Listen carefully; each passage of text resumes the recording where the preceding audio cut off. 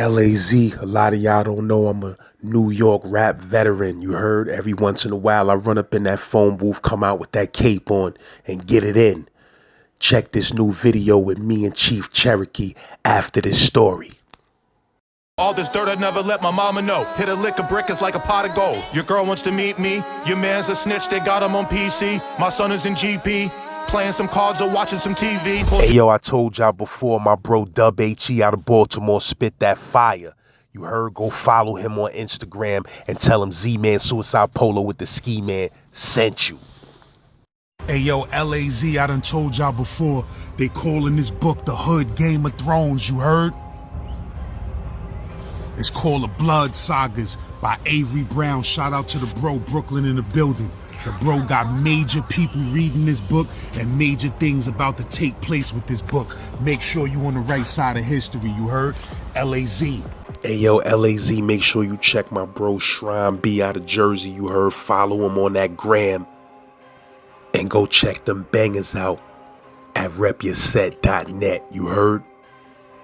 Also check that album from me and Shrine B, Interstate Heavyweights, full album on YouTube. Hey yo, make sure y'all go check out that new sit down interview with the bro Black Knowledge, you heard? We talking about some things. Make sure you leave a comment. Hit that like button. So I go in the back. I had one of them crazy 357. Like one of them shits from Clint Eastwood with the, you know, like the holes down at the bottom. They looked sick.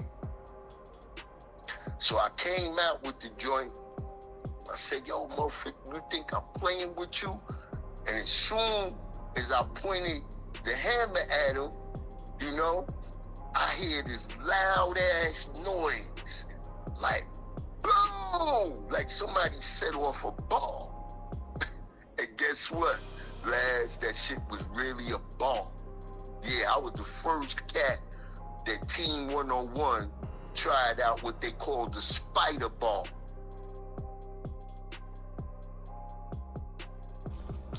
So yeah, man, you said you went down to NC. How you ended up going down to NC? Shit. You know, I had went down here before the college in 1980 to 84. But at that particular time, that's going to be another one for us too. That's called the Castle on Eastern Parkway in Troy. But anyway, my man Black Understanding, he was doing this thing down in Greenville and Little Washington, North Carolina. So I came down with him. And right around that time, that's when he first, you know, Catch was transitioning over from the coke shit to weed and shit like that.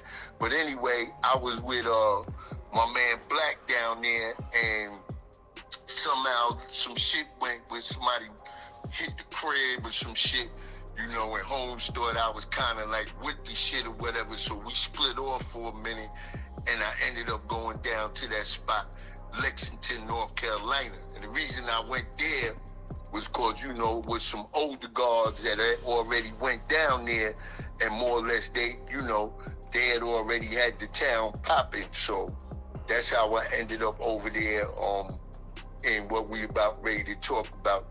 You know, they call it Pigtown, USA, Lexington, North Carolina. I was in Greensboro, my first stop, because I was with, when I broke out from Little Washington, my man, I still kick it with him right now, my man Shell from out in Queens. And he had already had some runnings in Greensboro, so that's where we Who you we talking went about? first. You talking about Cell that's on my channel? Yeah, I know you talking about Light Skin Cell. Yeah, that's my man, bro. He on the channel. That nigga got some of the greatest story. He one of the greatest storytellers on the channel. Oh, okay. Yeah, he's on the channel. He on the channel. So we had some little stripper bras we ran into and shit. So they pulled out with us, and he had some runnings down in Greensboro. So we came down to Greensboro, got some little, you know, hotel spots and everything. Started moving around the town with some of the cats that he known. you know, but I wasn't feeling mad comfortable because, you know, at that time I ain't had no ratchet or nothing. We got this work and all that.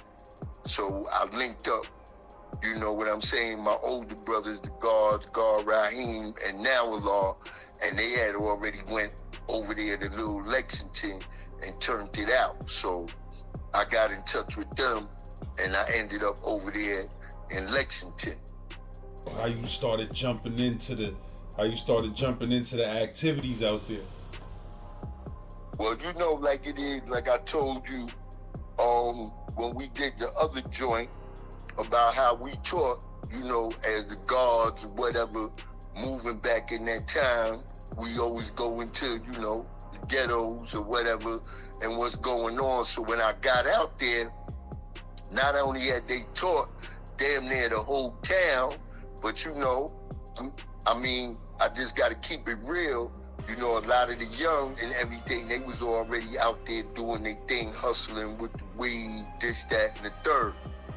So what happened was, I hooked up with one of my nephews and some more brothers that was already down here. My man Lord Just and my man Doc Kim came down. So at that time, I could go on Broadway and get a whole brick already cooked up for my man Baby and Vic and them for 16. But my man Doc Kim had it hooked up from the you know, back in the days, because he was from out there in Queensbridge, so he knew a bunch of them Colombian niggas in Jackson Heights. So we was going out there buying it for 21, you know, a brick. But the whole thing about it was, that's when the whipping game was in. But really, son, I didn't even need to whip this shit, because this was like back in the 80s where that shit was like still 80%. So I could take like a 250 and I got taught how to cook it in the pot from some Dominicans. So I used to take a 250, and Allah bless the day, my man, our son from Bed-Stuy, from the heart of Medina, he had came through and he had showed me what it was, because he put 67 on a 250 and bring back like 330 off the shit that we was getting. So of course when we came into town, we just changed, you know, everything. And we started getting it like that, and they was calling the little town L-Town. But my nephews and them, they had came, it wasn't a woo, it wasn't the woo symbol, but it was almost like the woo symbol. And it's funny because in that town it's so small, but they got what you call uptown and downtown. So we started, you know, like clicking. So like down there every week, every other week, we going up top, you know, re-ing up. So I was like, damn, man, we getting money like Vegas. So I changed it from them calling it L-Town to Lex Vegas, you know, and that's when, you know, everything started to go with this cat that we gonna get into, who was classified as the toughest sheriff in the United States back then, named Gerald Hege, Sheriff Hege. You know, he was known for the pink walls and the blue teddy bears, and he had a crew called Team 101. What he was doing, what he was known to be doing. Oh man, this dude was a super character. You know, he had, this is classified as Davidson County. Davidson County is the second largest county in North Carolina. So Davidson County covered, like, on the stretch going down 85, is from like Thomasville, Lexington, I ain't gonna say East Spencer, because East Spencer and Salisbury, that become Rohan County. But then it you know, that's just going down that part of 85, but then it branch off to 52. You got Tyro, you got the main spot, which was on TV, a long time ago on the Geraldo Rivera show, where they showed them Klansmen and they got into a big fight. The girl said if there ain't no place else where the Klan is still reveling, it's Denton, you know, and Denton is a part of Davidson County. So he was, you know, the sheriff down here got more pull than the regular police department. So this cat just had full reign of all that South Mall, whole lot of other, you know, little spots. And he was doing his thing. You know, he was on it so hard, lad, that Busta Rhymes and them cats, and it's been repeated over again, but Busta and them said, yo, we ain't going through there. We not taking 85 going through there with this crazy cat, because his thing was with the Mexicans to let them ride up with the drugs, and when they come back to knock them with the money. I done been in locked up down there with Mexican big boys, where they got one car that's moving with the drugs in the front, and they in the second car in the back. And they got so hip to that, they was stopping both cars. So when they knocked Holmes, he had about like maybe 8 bricks. They only charged him with 2.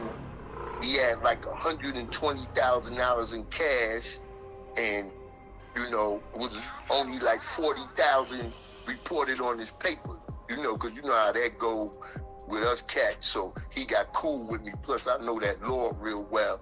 And he started telling me the bill of particulars with the case. So I know for a fact, outside of it just being mentioned, that was one of his, you know, one of his things, to let the Mexicans go up with the drugs. But then when they wait coming back, they hitting them upside the head, you know, for the money. Yeah, I started getting it, you know, like I said, we was getting it, doing our thing. And what had happened was he had ended up catching a hard on for us. And even though this is classified and anybody can look to nowadays, Lexington, North Carolina is mostly known for, you know, the pig, they barbecue. But because we was down here teaching so hard, you know, we got the jail to stop serving pork. So, like anybody in most places, most times, you know, they get a hard on, because could you imagine being in a town like that, and now all of a sudden, all these, you know, young is going to school, changing their names, Born Life, you know, Law B, Almighty, Knowledge. Like, even though that town was small, that was like one of the highest, most concentrated towns in North Carolina with 5%. You know, our rallies, our parliaments used to be full.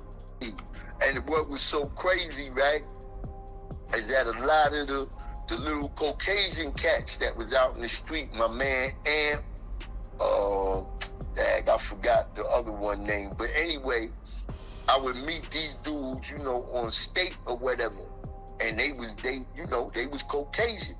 And they used to go into, you know, the mess hall, and they wouldn't eat no swine. So a lot of the you know, Caucasian white boys that asked him, like, yo, why you don't eat pork? He's like, yo, because I hang with the guards, and I know swine ain't good for you. You know, that's how much we had influence, you know, that whole particular town, you know, herbs, everything. As a matter of fact, I missed some of the pictures that I could have sent to you with that. Might find some before you edit this and put it together. But yeah, that was one of the main reasons. And on top of him hearing now, you know, these New Yorkers is down here, and we had ended up, matter of fact, me and the brother was just talking the other day, Born King, and we was just talking about if they wouldn't have started selling them knockoff bags, but my man Lord Just had ended up with a store on Main Street. right downtown. You know, in downtown, they got all of those porcelain pigs and everything like that. So we had ended up, we had a store down there, and as we go down and with everything, I'll tell you how that came back into play, because at that time we were selling Johnny Blaze leather jackets. That's when Fat Joe was out real heavy with the 560, you know. We even had some of them Jigger jackets, all that, but like I said, we had a store on Main Street, which was ironic, you know, for some young blacks to have one, and they ended up knocking that off too, because they came in there, it wasn't no drug related, but they found, you know, the knockoff purses and everything like that. So my man Lord Just had to end up shutting it down, bunch of fines and all that nonsense. So basically he had it in for us, you know, and I definitely was one of his #1 people on his agenda. I was playing a dangerous game down there in them type of towns with Clan is still running around and all of that. Absolutely. So, like I said, man, they was busting everything, man, because later on, you know, come to find out, they all was dirty, but he wasn't the one out of all of them that went to jail. But before we get to all that, what happened between me and him, I might have got like, I want to say maybe about an 8-month run or something like that, you know. And then that's when the jig was up. First I was on the outskirts in this little spot, littler than that, because it wasn't Reedsville. It wasn't Reedville. It was Reeds, Reedville. And my brother lived out there, and he lived so far off the road, and that's considered like the county, you know, so you could shoot guns, all that. So I was living with him for a while, and I left out of there, and I ended up, which I know I shouldn't have done. And I even had fake ID and all that stuff for, you know, moving around with shit. And I didn't get it in my fake ID. And I took the crib from my man, Lord Justice. It was on Good Luck Drive, which didn't end up being too much good luck, right? Because what happened, I got back, and I hit my man Justin them with something like about a biggie, and they were supposed to go to Salisbury and serve this cat, and I was supposed to let them hold it, but I was on my way to Norfolk, because my man Lou Tiny and all them, they was dealing with the Woo, and they had they had a clothing store, Woo clothing store, and Tiny and them had some type of restaurant. And I was supposed to be going up there to deal with them. But when I went over my man Justin them crib to see if everything was gone, they said, nah, you know, we only sold 4.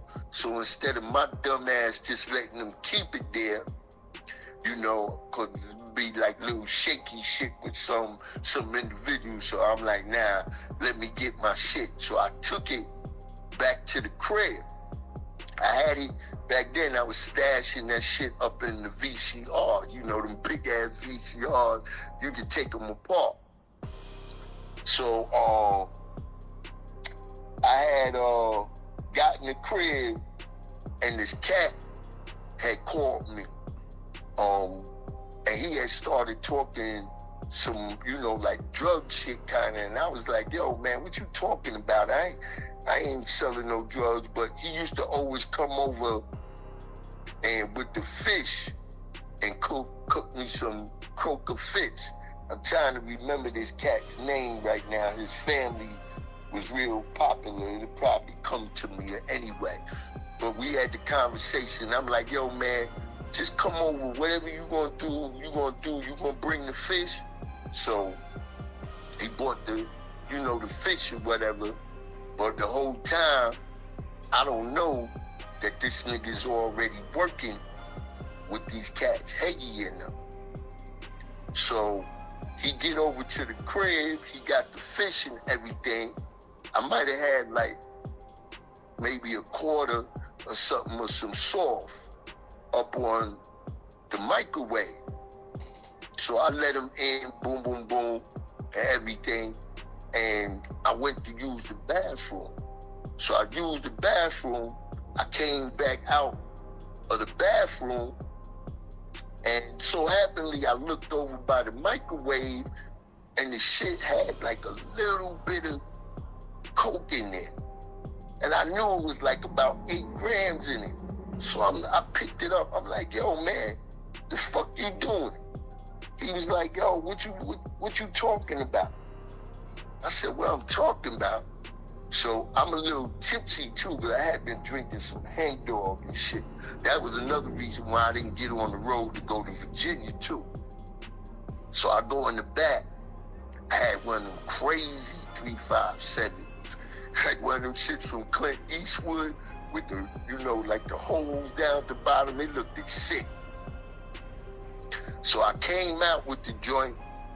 I said, yo, motherfucker, you think I'm playing with you?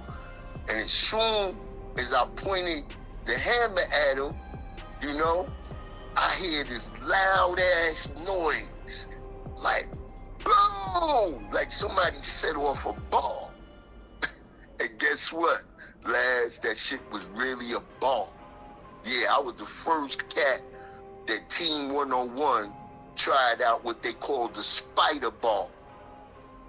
And that shit blew up. Now, in New York, I would have been thinking this nigga got some niggas trying to run down on me, but then, us being in the P's, it ain't like the South where they main thing in the South is this home invasion shit.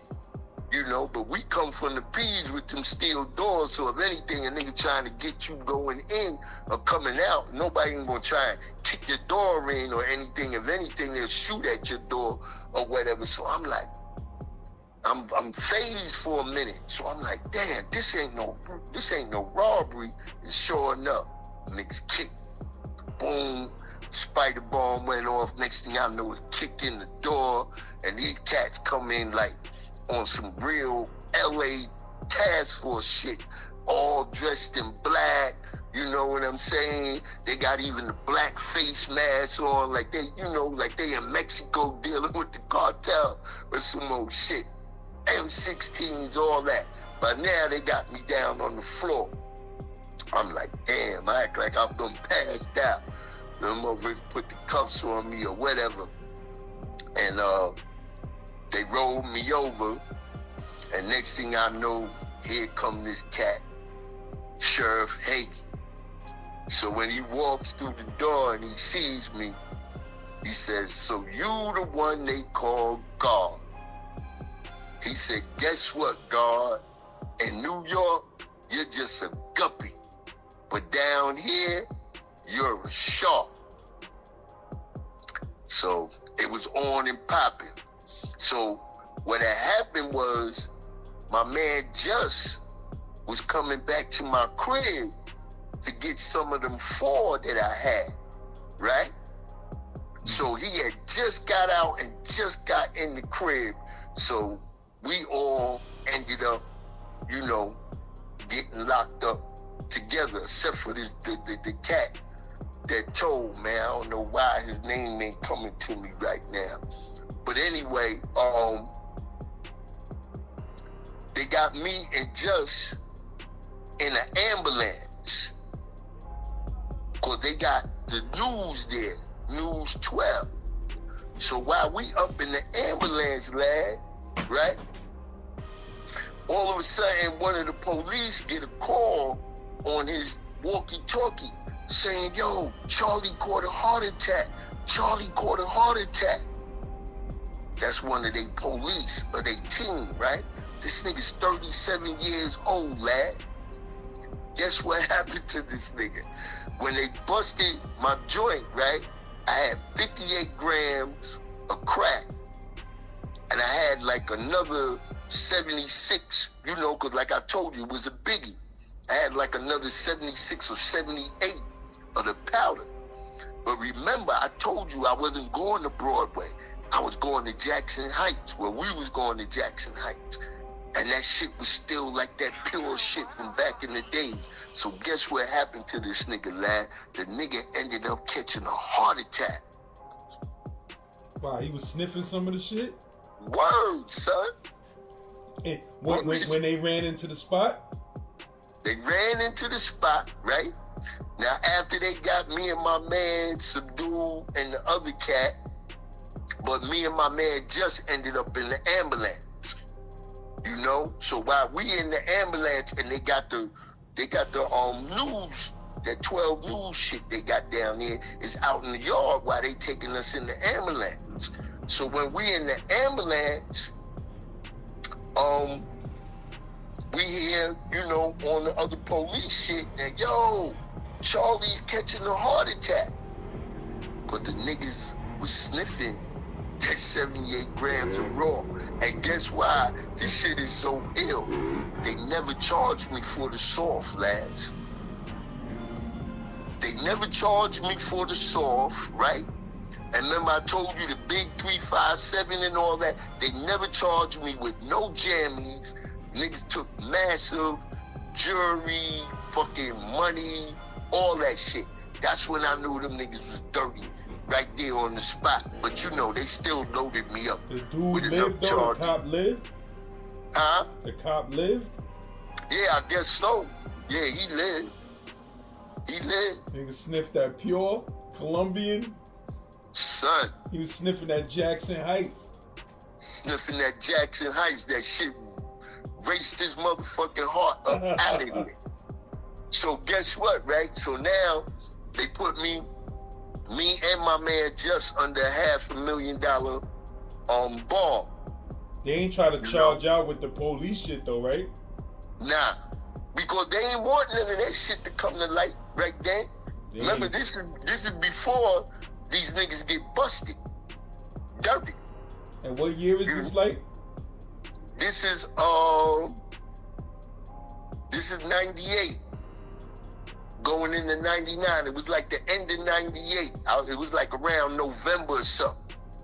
Because I got there around the end of 97 going into 98. So like I told you, we had like a good 8-9 month, you know, vainglorious run. And then, you know, now it came time to pay the piper. So, yeah. So they kept the 78 grams of whatever raw. I was in charge with that. They kept the gun. I might have had some other shit besides the 357, you know. But none of that shit I was charged with. The only thing they charged me with was the 58 grams of crack.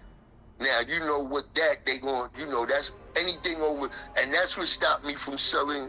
I never sold no cocaine down here like that on no big level ever again after I got knocked like that. Because once I went to court, them niggas told me 28 grams is classified as trafficking, and now trafficking carries an automatic 42 to 70 something months. So you're talking about maybe around 4.5 years minimum to like 7.5 years. So they charged me with that, you know, possession, manufacturing, all the shit that they could possibly charge me with. So when I get down there, the one little cat that used to have the town sold, my man Duck, he had just came home from the feds, but they had knocked him again.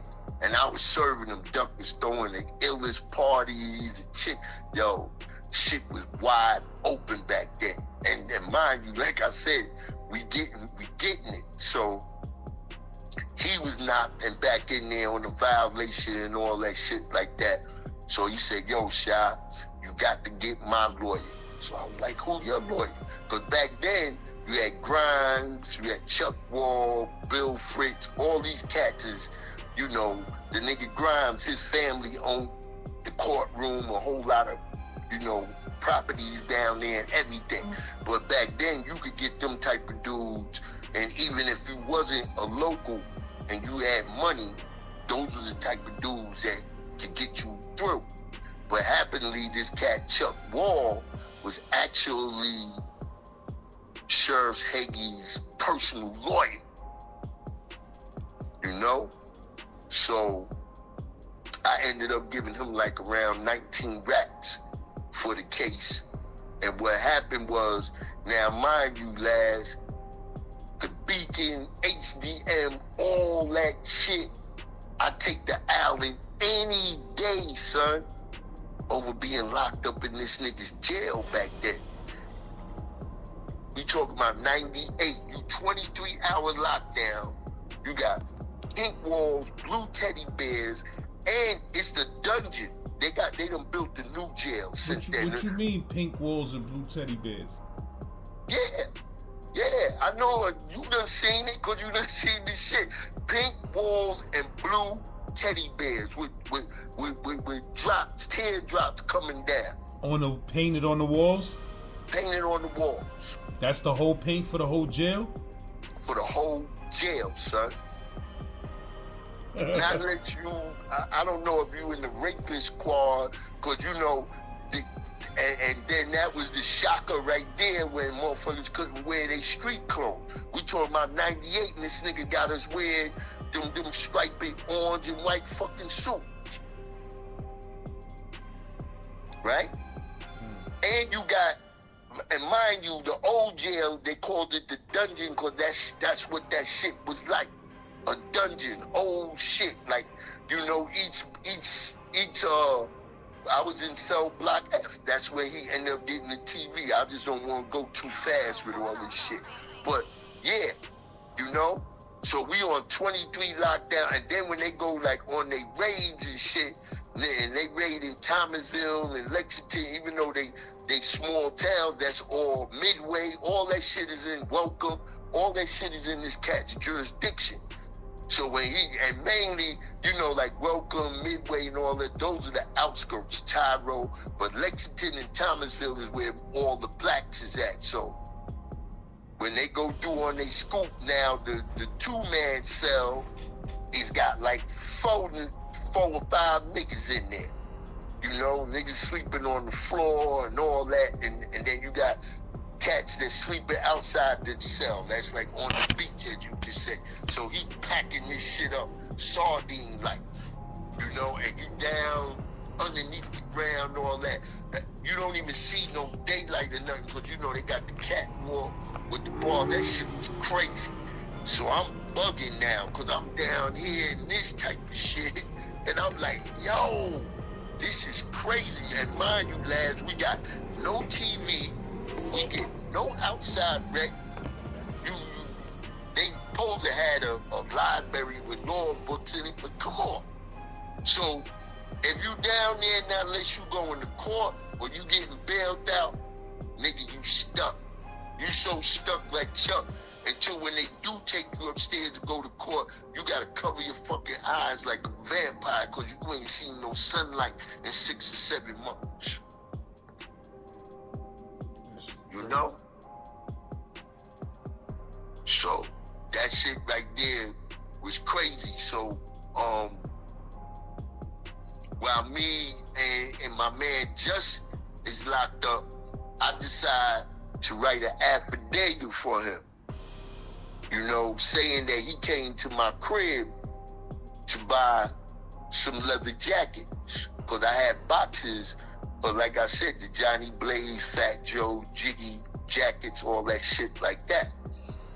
So I was able to end up writing an affidavit and get my man Just off. And what was fucking with him, he had caught a case. He was from down here, from Moxville, another little town over, but we had civilized all of them. So they was all fucking with us like that. And Just had caught a case going to New York, the cop of Biggie or whatever, and he got busted up there on Broadway or in his car or some shit. So he ended up having to, you know, do a bid in New York. The only thing was that he was able to get that shock shit. So he had did that, and instead of him waiting for them to, you know, clear all the paperwork up so that he could go back to North Carolina with the shit to do probation he just wanted to get out. So he ended up getting an apartment with another dude for $800. He always had me laughing. He said, yo, Shaw was in there one bedroom, me and my man, 800 with rats and all this shit like that. So he had broke out and came back down here. So he was virtually on the run. You know what I'm saying? From the shop probation shit. So I helped him out, wrote the affidavit. His people got him a live lawyer too. Plus, his people had plenty of money out there from Moxville. They real big out there and everything. So they got him a real good lawyer, and they ended up dropping the charges on him. And New York came and they extradited him back, and he finished off about another like maybe 12 months or some shit on that, and ended up he was done with that. We ended up back later on another charge on state, but that was with my man Just. So while we in there, it was funny cause some cat, I ain't even know the cat or nothing, but he was operating out of High Point and thought he was doing something slick by having a stash house in the littler town, which is called Thomasville. Because, you know, High Point to this day has always been known for the heroin, you know, them and Durham. So he was over there doing his thing. And this, you know, I ain't going to say an idiot because, like I said, my name is legally changed, Shabue, be a law and all that. But I'm not using my shit in the South doing no dirt. But he's down here somehow. They bust him with 7 kilos, and he calls himself Unique Law. So mind you, lads, I don't know shit about this dude. So after they knock him, the same little dirty police, you know, this cat, Detective Kate, he thought he was like some Tango and Cash type character.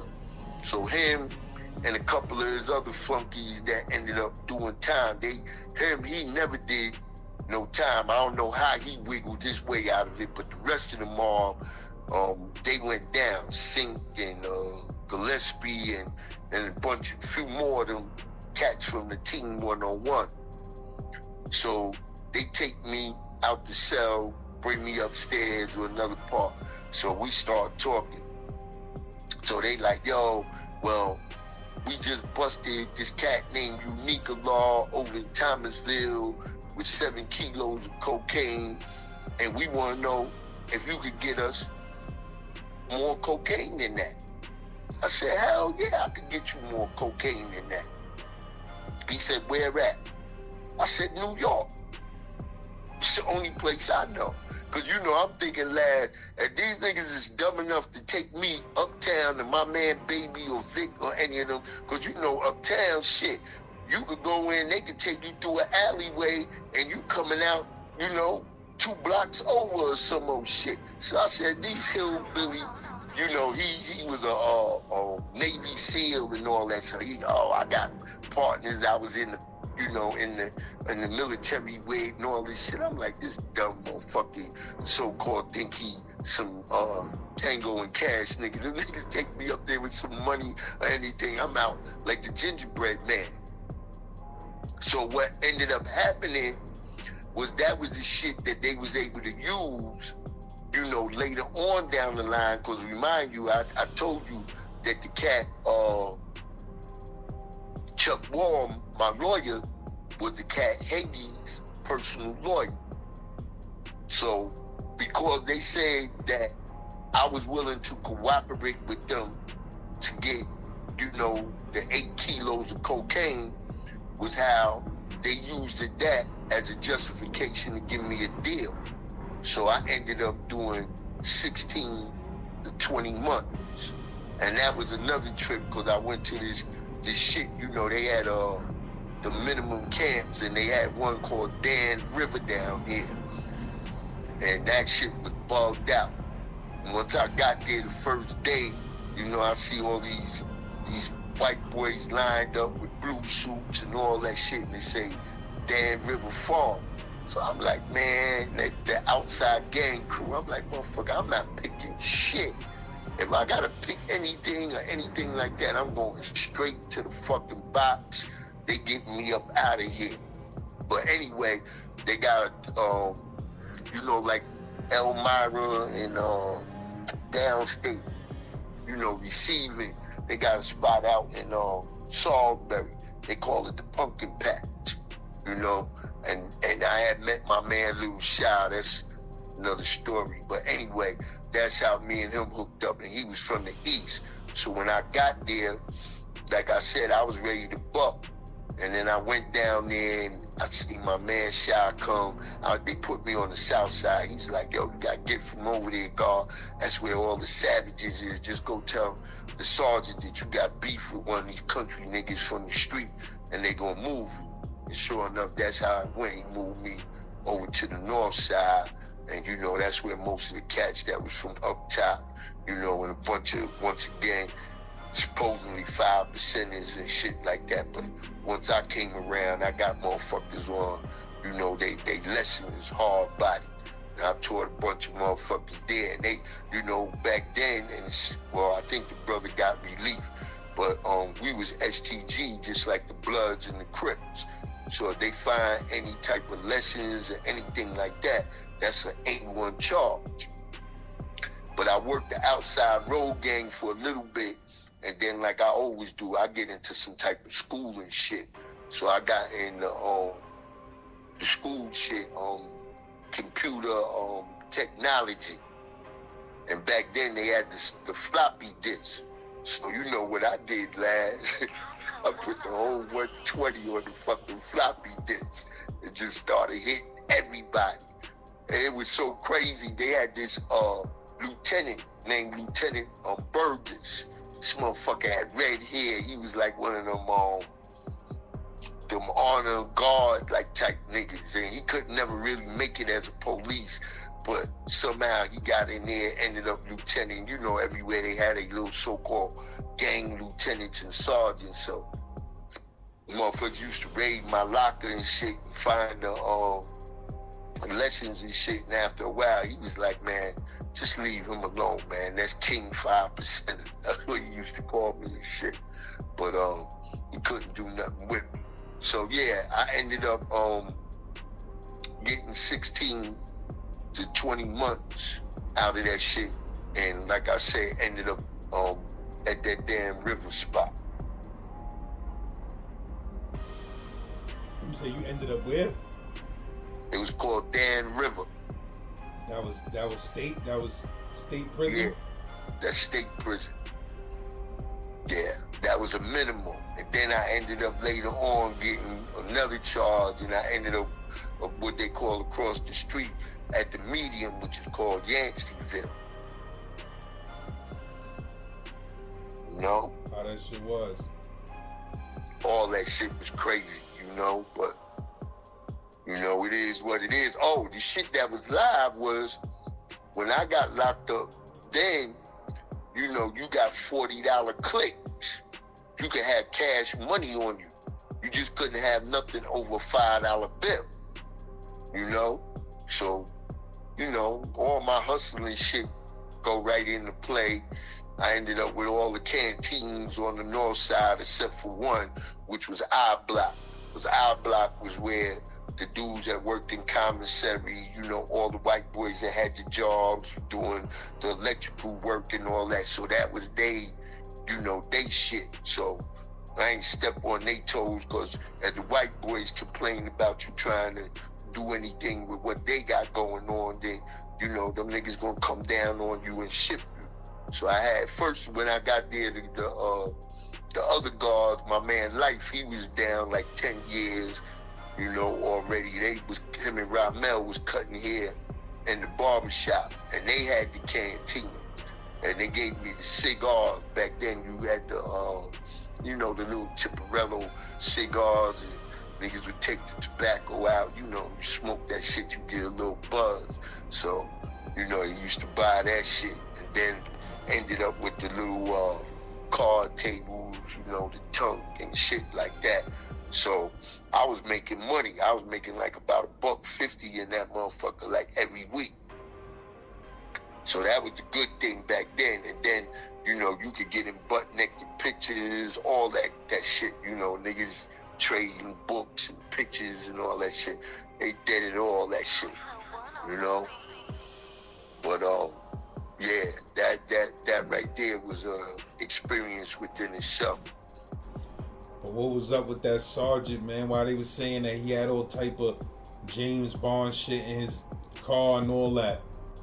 Okay, I was wondering when you was gonna get to the Sheriff Hegy car. This motherfucker, and anybody could look his whole joint up. I hope they do go behind, you know, because this is on my Garden Streets joint too, but your platform is giving me the joint where everybody could go back and check on some of this shit that I had already put up. But anyway, this nigga had a Spider Dare car, right? I think the shit is a black Impala. And he had the Spider on the shit and everything. This nigga put 2 nitrogen tanks in this shit. You know, this dude gets busted by highway patrol going down the highway doing 188 miles an hour. I know if you listen to that white woman when she did the video, she told all that shit. Yeah, that nigga had 2 nitrogen tanks in his shit, the Spider car. And, you know, with the pictures, this nigga was every description of that cat from Walking Tall. You know, the big sticks, all that. But, you know, they had heavy artillery and everything else.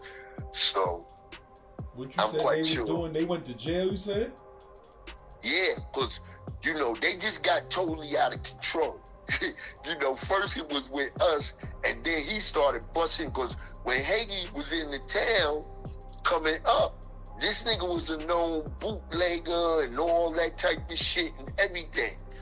And he started busting, like they had a little spot with a motorcycle gangs called Bill's Truck Stop. You know, and that was for the white motorcycle gang niggas and all that. They was selling the steroids and, you know, PCP and, you know, all the shit that he started knocking them. You know, he just was going crazy. He thought he was above the law. And that right there was his downfall. You know, because he got so ridiculous. This is how he ended up getting knocked and his whole team. Oh, before I go into to that part, they was getting so outrageous, lad, that like I told you, like Lexington is connected to other little counties. So Winston-Salem is Forsyth County. So along 52. You know, Winston and Lexington is like maybe 20 minutes, you know? And then if you're going down 85, you got the little spot first that you're going to hit, which is East Spencer, and then you're going to hit Salisbury. This nigga started going over other people's borderlines, county lines, arresting cats and robbing drug dealers and all that shit. Yeah, they went crazy. When the SBI came in on them niggas and the feds and all that, them niggas was going crazy. They was doing it all. They was doing it all. They was setting up on other people's shit, doing shit, you know, like real criminals. So, you know, they was already out of control. So, kind of, I think the SBI niggas might have been watching them. You know, because this dude was, like I said, he was the biggest thing. He was really big before that sheriff nigga out in Arizona. Okay? So, now what happens with Duke is that, you know, I don't know, he thought he was the Grand Wizard of the clan on this end or whatever. You got a dude named Robert Timberlake, right? And Robert Timberlake is well known for paintings and sculptures and stuff like that. So we got a lake down here called High Rock Lake. And he got a big house on that shit. And every year he throw this big party. But I'm talking about for all the heavyweight politicians, like Senator Jesse Helms, well-known hatred, white supremacist type. What was Helms? I think Helms was senator for many years. But dudes like that, the big wheels, they go to his shit. So when they leaving outside the party, you know what I'm saying? They done got toasted and everything, feeling good. But they the big wheels. This nigga decides to set up a roadblock on them and locks up the big wheels. Yeah, for drunk driving and shit like that. Call himself, whatever. I'm going to show that I'm the #1 cop and all over. That was it.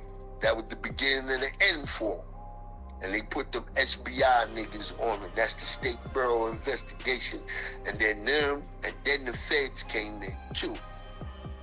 So them niggas got, they got tore up. Then it came to find out his son, Hege's son, ends up going into the evidence room and takes a whole bunch of guns and goes down to Florida with this shit and get busted down in Florida with guns from their evidence room. Yeah. Holmes was a real character. So once he did that, they placed him under investigation. All that shit came out that I was telling you from the beginning about him robbing the Mexicans for money and everything else. And they just, was corrupt in all type of ways. So I think Wes Monahan and Sink, two of the dudes might have got like 20 in the feds, and 2 or 3 more of them got like maybe 10 or 15. And Hege, he never, he never went to jail. And I think I'm kind of speeding up for going to the park when I was locked up down there. And I used to work for Court TV too before I made the move. And matter of fact, that was another one of the reasons, because I had lost my job for being late. Was this black broad? She just didn't like me. That was my supervisor. And, she eventually got me bad. So I knew, from working up at Court TV, I knew all of them dudes. Eric Swanson, Mike Alera, all them dudes. One of the dudes, Jan, I think is up on, he got some type of crime thing going up there. Oh, Nancy Grace. That was my homegirl, the white chick with the blonde hair. She was a Southerner. Her husband that got killed, during the robbery. So she was an ex-DA and all that. But they painted her like she was one of them Southern racist broad, but she wasn't nothing like that. Matter of fact, she used to call me in the office just to wipe a little spot off her wall or something and give me like $30 and shit like that for doing it. But that's how I got the pictures with Johnny Cochran and all that, because I was working for Court TV. So when this dude, Julian Hobbs, came down that I knew from working at Court TV to do an interview on Sheriff Hegy and everything that was going on, nobody else really wanted to go out to do the interview. But because I knew the dude, Julian Hall, I decided to do the interview, because how the fuck, he be boasting up everything, he busts you with a few ounces and all of a sudden that shit is worth 80,000 and, just jacking shit up and everything else. And I'm like, yo, ain't nobody really making no money. Motherfucker might go up there and buy some shit, 500 an ounce or some shit, come back down there and make 900. But this dude is over exaggerating and, they be violating a lot of laws. That's what happened when me and him did the interview. But guess what? The interview was so high powered that after that, this dude ended up getting a whole TV program, lads, called Cell Block F. Yeah, look that shit up. And he was rolling. That's why he never forget me. Matter of fact, behind this one, ain't no telling. I might be able to get him to jump up on my motherfucking channel. But that's how, we got, because I ended up, helping them get that joint Cell Block F as the toughest sheriff in the United States with the pink walls and the blue teddy bears. But he ended up, you know what I'm saying? Like I said, getting bagged with all of that, all that dirty work that him and his team was doing. And I sent you the pictures, Team 101, the joint, how in the jail you ain't supposed to, when you speak is yes man, no sir, and all that. But we still ended up having that on lock, because back then, you get busted with any type of lessons or anything like that. Your ass is up shit creek. But I'm righteous, so a lot of shit that cats used to pull, for instance, there's one cat, Powerful, big country, out of the woods, just naturally strong, dude. But he was one of the ones never really wanted to learn his lessons, and he just wanted to bogart the white boys and do all type of shit like that. So, I used to keep him in check, and the white boys used to go back and tell the sergeants and shit like that. Like, yo, New York, that's what they called me. Like, he played fair. So what ended up happening, all the guards came to see me down there. And that shit was crazy. They put you in a little sweat tank, and all you got is like a little, like the little metal with the holes in it. Like, people could barely see you. That was back then. Like, now they done got a little bit more up to date with the phones and all that shit. But back then, like I said, the whole jail was like an old dungeon. So they came to see me. It was a fine-ass white sergeant named Tiffany. Allah, bless the ones returned to the essence. I think she died on a motorcycle. But I was so hooked in with her. The guards left me a bunch of pamphlets. My brother, Dumar YD, who was the national spokesman of the nation back then, and he used to write all these different type of pamphlets, how to civilize, the uncivilized, and all that. But anyway, they left the shit, and the broad, she brought all the lessons and everything to me. So, yeah, that's just how we had shit rolling down there in the county. But they was like, yo, brothers was like, you go on state, don't get caught with none of this shit. And sure enough, I went on state and I took all the flags off of the pamphlets except for one. I got in a beef with one of the COs because we used to play cards and dominoes on the top of our blanket. And you always got one of them niggas that want to come in and be a jerk off and everything else. So he came in, y'all can't play with the blanket, this, that, and the third. So me being me, I'm speaking up to everything. Nigga waited good till I was locked in about 11 o'clock, and the motherfuckers rushed my cell, and they found, the joint with the flag on it. So after that, I had to go see this lady named Miss Martin. She was the gang lieutenant intelligence officer. So she get me down there, and I got G's branded on my arm from the college joint, not a fraternity, but a social fellowship called Group 5 Group.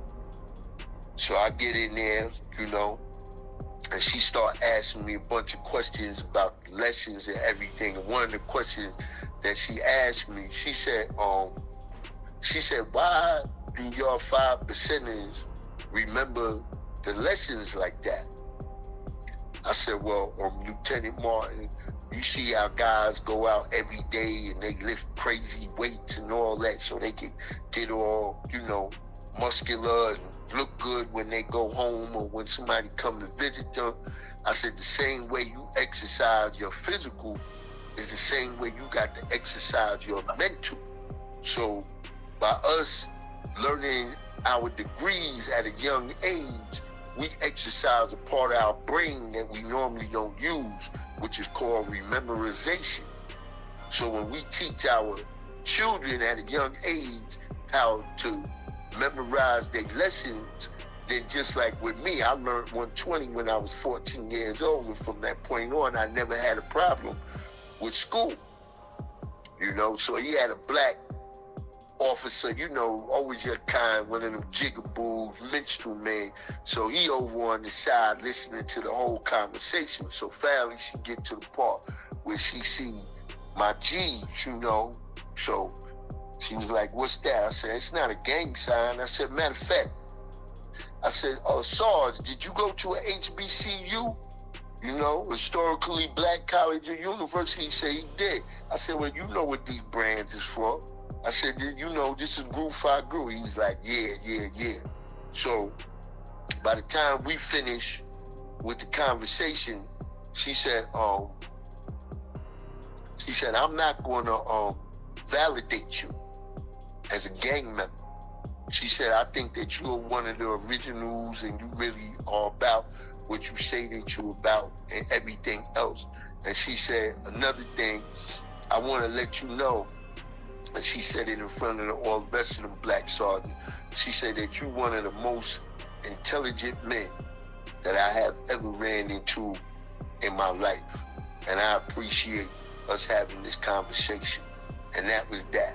And I didn't get validated. And you definitely don't want to get validated down here in the, you know, the Southern Belt or whatever, because with that, we was at that time classified as really their #1 security threat group, teaching that the black man is God. And if you get validated as a gang member, then when you come home, you know, they could come in your crib at any time, search you, you riding in a car, they could make you get out, search you. They don't need no probable cause or anything like that. So that's the last thing I was looking to do, was to get validated as a gang member. So that was basically like, you know, on my first go round, you know, going through their system and everything else down here. Man, it was never no major problems inside their county jail or up north. I mean, up in they state spots. Yeah, you know, shit. I mean, you got cats that'll try you all the time. Especially them dudes from out of Winston. Winston, them dudes, they call that, like you got numbers for every little town that you from. So the Winston niggas, they call Trey 4, you know? And they think they like on some Brooklyn shit. And that particular jail, you know, Dan River and Yanceyville, that covers like the Piedmont area. So you get niggas from Winston, Greensboro, Lexington, Thomasville, High Point, all these little spots, you know. So when I first got there, you know, like I said, the little Winston niggas, you know, they be on it. So I would go on the child line, and this cat Vince tried to jump me. He was from Winston, but he was one of them niggas that had been down for a minute and this, that, and the third. And when he tried to jump me on the line, at least, you know, if your man's on the line or whatever, and you come up and be like, yo, pardon me, son, you know, my man is here. I'll be like, yo, no problem, man. Y'all, you know, because niggas do shit like that. Y'all move together, eat together and shit like that. But he just did it like in some disrespectful way. And you know how prison is. Anything that's disrespectful, you got to address that right out the gate. So, you know, automatically, I'm like, yo, man, what's up, man? He's like, what you talking about, man? You know how they got the southern drawl and shit like that, dark-skinned nigga, all that little cut up. What you talking about? I said, yo, man, you just jumped right in front of me and you ain't fucking say nothing about, you know, your man or whatever. I'm waiting in line and I'm right behind him. Yo, wait, bop, bop, bop, you know? Like, oh, yo, man, you see me at the chat. But anyway, it didn't really go no further. And later on, you know, this nigga come to be involved with that Cypher Monkey Cypher shit. Had one of them tatted on his stomach or some shit. Once I found out all of his Gangster Chronicle shit was over anyway. And then, you know, every now and then it be. But most of my shit, like, It's always with the C ciphers with the, you know, with the police or some shit like that. Not never really too much with individuals, but every now and then it'll be some shit like my man Just I was telling you about. He had went and did that, and somehow we ended up in Dan River together. And when he got there, you know, Just was a pretty boy and shit like that. So motherfuckers thought he was soft, but when we was in the county, Just was wearing motherfuckers' asses out. He had this one cat, Maniac. He had, like, we was in F block. I think it's like 4 cells in there. He had, you know, if you wasn't live, you couldn't even come out to be on like the little beach. He had niggas scared to come out they cells, you know, shit like that, playing that ill shit. And Kevin Horn, that's that motherfucker's name. And him and my man Just got into it. And he thought he was gonna pull that Maniac shit on him and just, you know, wore his ass out. So when we got on state, it was some other kid from Salisbury. He was getting some money out there because, you know, a lot of these country boys, they, you know, they do their thing too.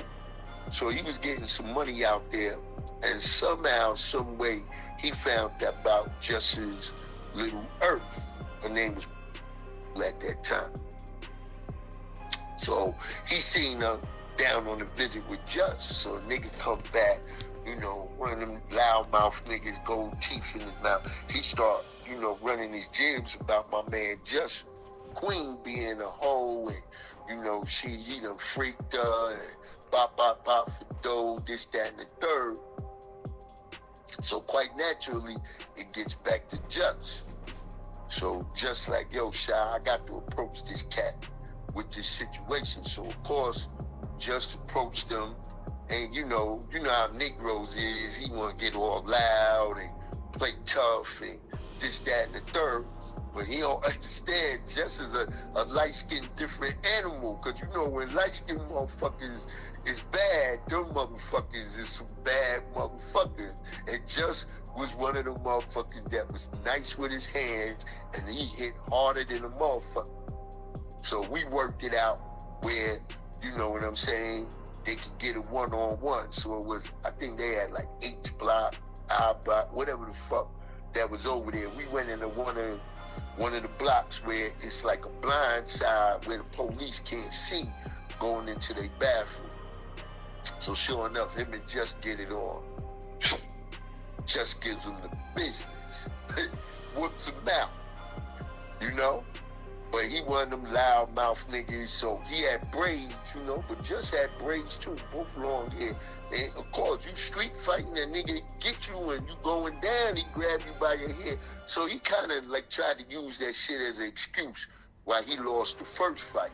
So he come out to the weight pile, he popping shit again, So Just got the gold teeth in his mouth. So Just take his gold teeth out. I hold his gold teeth and everything. This time they go back, Just does him permanently dirty, breaks his jaw and everything. So now he get up there, Mr. Tough Guy, and he tells the police. But luckily I had Just gold teeth. So when he told them about the gold teeth and they came to get Just and everything, Just didn't have the gold teeth. So, you know, and his hands ain't really have enough scars where they could say, you know, that he was in a fight or whatever. But yeah, that was, you know, that was like one of the escapades. And another time, my man Dre was real slim and everything from out of New York. And it was this, you know, like you got them country motherfuckers. My man T.Y., that cat that Dre had to fight with was a little bit before I got there. But Shy told me, and this was one of them super big cock diesel lift, you know, 14 and 4 plates on each side like it's nothing. And I think he had owed Dre some money because we used to, you know, when niggas get in $50 bills and $100 bills on the visit, you know, you bust them down for them. and then you loan shark with different other shit like that. So he had owed Dre some money, and he must have thought, because he was super diesel, that he could fuck with Dre, because Dre was, like I said, skinny dude. Dre took him in the bathroom, did him dirty too. So, you know, outside of that, it wasn't really no stabbings, you know, 1 or 2, like niggas from Charlotte. My man Q, he was one of them wild ass dudes, but he was a booty bandit too. So he every now and then get one of them white boys, knock him out in the bathroom, and, you know, do him dirty. But other than that, you know, like every other fucking place, really. Nigga said every once in a while he just knock a white boy out, dude. This is fucked up. Yeah, I think that nigga's in the feds right now. He tried to rob a bank or some shit, had a shootout with the police, some shit when he went home.